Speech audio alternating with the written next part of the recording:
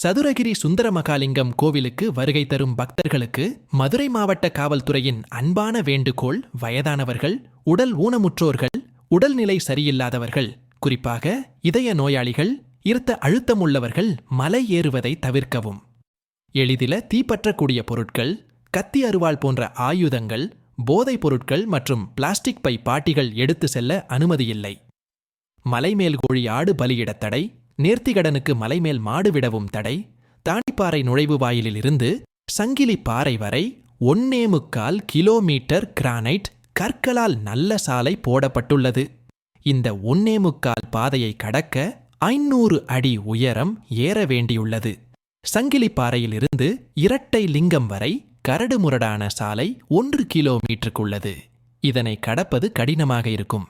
இந்த 1 கிலோமீட்டர் பாதையை கடக்க 1000 அடி உயரம் ஏற வேண்டியுள்ளது. இரட்டை லிங்கம் கடந்துவிட்டால் கோவில் வரை 400 இடங்களில் சிறிய ஏற்றமான இடங்கள் உள்ளது. ஒரு சில இடம் தவிர பாதை நன்றாக இருக்கும்.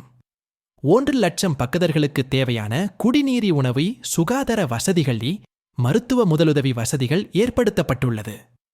மலைப்பாதையில் செல்லும்போது ஒருவரை ஒருவர் முந்தாமல் ஒருவர் பின் ஒருவராக செல்லவும். மலை ஏறுபவர்களுக்கு வசதியாக ஒரு பக்கமாக செல்லவும்.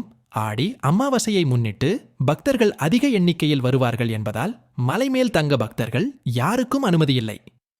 புயலோ அல்லது பெரிய மழை வந்தால் பாதுகாப்பு நலன் கருதி பக்தர்கள் யாருக்கும் மலையேற அனுமதி மறுக்கப்படும்.